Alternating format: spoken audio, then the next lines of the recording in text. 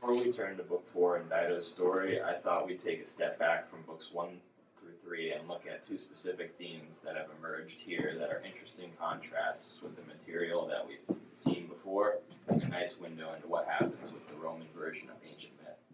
We've already talked about both of these, but I wanted to take some time to focus in on them. I'm going to talk about pietas as a central central value for what a hero ought to be, and I want to talk about the concept of teleology as a driving force behind a historical thrust. The idea of pietas shows us as a definitive marker of what Aeneas is all about. We've translated this as dutiful. I think that's a single English word, as we're going to find, but it's much more than just being simply dutiful.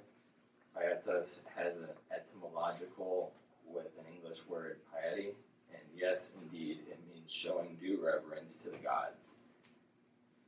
But it means, in addition to this sense of dutifulness and showing piety, it means all the things that a Roman would want to see in a Roman man. A sense of follow-through, commitment to getting something done, a sense of appeal to the broader responsibilities of a person who takes on a leadership role, who needs to make sure everybody is brought along.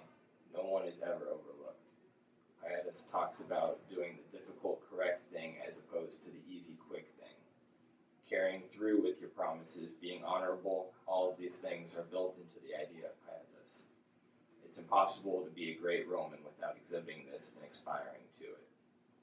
Now, this is a different central virtue that we saw with Odysseus. Remember, for him, it was polytropos. Odysseus is able to get out of any jam that he gets into, and he finds himself getting into it a lot.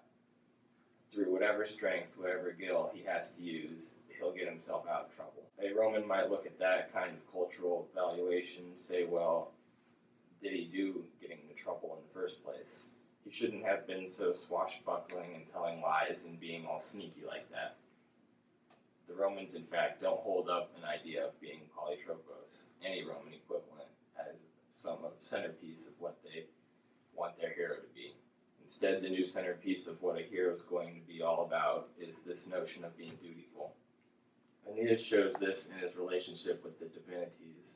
He's got a relationship with his own god, the Penates, that allows him to exhibit his pietas. He shows it in his relationship with his subordinates. He shows duty to them and honor. He's honorable to them. He tries to bring them along. He also shows it when he is constantly subordinating in his own individual desires to the larger needs of the society. This is also built into the idea of pietas, which says that your own individual interest is only one small piece of the world, where a larger corporate social interest is much more important. The similes of bees and ants, things that we've already seen in Homeric times, become flavored with the newly admirable quality in Virgil's text. They are markers of his sense of group dynamic and an ability to work together in groups to get things done. Romans are wonderful at that, and they're rightly proud of their ability to do such things. When Aeneas is engaged in his making of boundaries and building of walls, this is further an act of pietas. It is a dutifulness he's carrying through building things out in his marking of a city. Using his plow, he is engaged in this following through of what he is expected of him. Now, a contrast with Odysseus could not be greater on this score. If Aeneas is the great maker of boundaries, Odysseus is the great crosser of them. He is constantly trying to find a way to skip over whatever boundary or wall is in his way, whereas Aeneas probably would find such a thing child's play. Much more interesting for him is a sense of duty of building a wall, of making some order out of otherwise utterly chaotic world.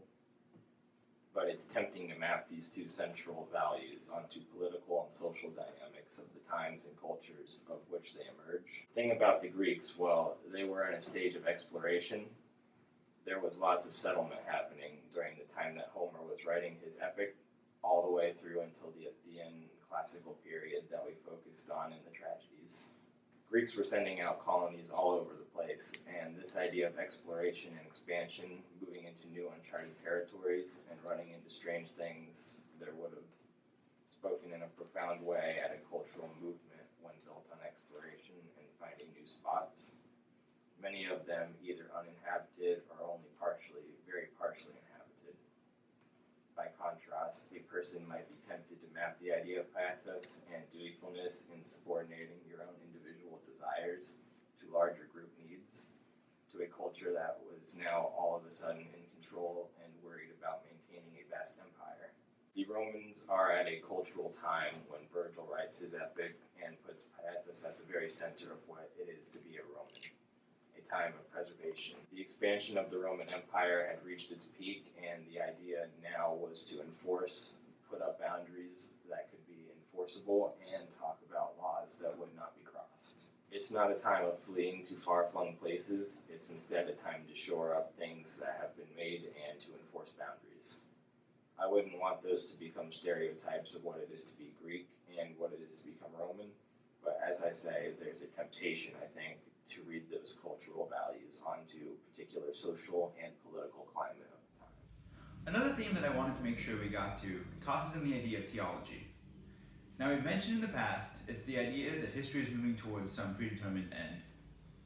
Telos in Greek is the completion of an endpoint. The idea that theology seems to be entirely absent in Homer, but it's definitely present in Virgil's Aeneid.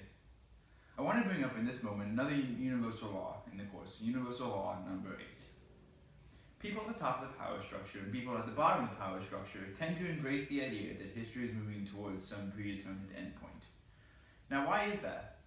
Well, people who have already won all the games that society puts out to measure value like to think, of course I won. History is bringing me to the top of the world. Everything works out for a purpose. I one time saw an interview with one of the greatest contemporary deities, the pop singer Madonna, and she was asked, "Oh great Madonna, is there a point? Does everything happen for a purpose, or is everything random?" Well, guess what? Madonna thinks everything happens for a purpose. All of history is made to bring her to the point of grand influence and power and wealth that she has. Those at the top of power structure like to hear this theme. It endorses their own position in society with giant wheels of machinery of the universal mechanism that has brought them there. Those at the bottom of the power structure actually embrace this idea, but for quite a different reason. If you're getting ground up by the machineries that seem to be operating around you, you are likely to think that it wasn't your fault, and that instead there is some larger purposes that are acting in the historical times, but they just don't happen to include you. So it exonerates you from the sense of having to feel like whatever position you're in is one that you somehow deserve. So the temptation to think for folks on both ends of the power structure is therefore to embrace the idea of theology. Those in the middle, who have aspirational goals of moving up social and cultural ladders, don't like this idea though, that history moves towards a predetermined end. It's more interesting to those at either end of the spectrum of political and social influence on power. Let's dig into theology in Virgil's context a little bit more. Look at all the ways in which destiny pulls Aeneas forward. We've already taken a look when we went over those events in book 2 and 3. Comes a false start where Aeneas thinks, okay, here's a place I can build my city. You see that in many of the cities he's tried before. All those places there is an aspiration of, oh good, we can get started. But no, some divine sign, some message, some prophecy comes along and says, no, it's not here, it's later. Put off your impulses to try to build a settlement here. So we've been pulled toward an endpoint that is not something that is just under the control of Aeneas, but it is the larger building in the cosmos. At a certain point, Aeneas just has had enough. He seems to get almost fed up. Now he keeps pressing on, but it's at great personal suffering and great personal cost. So those tales center on this, forward-pulling fate expressed by these events. Now we also get fate read out to us. We get destiny led out for us by figures in the epic. Jupiter, in book 1, famously has a speech where he talks about what's going to happen. All of those things will unfold for Aeneas that are going to lead up to the founding of Rome. Chrysia, in book 2, shows us when she says, Aeneas, you must go ahead. I am found Rome. Don't worry, I am dead. Abandon me. And here is what's going to happen. She lays out for Aeneas all the things that he's going to have to do. The theology here comes through.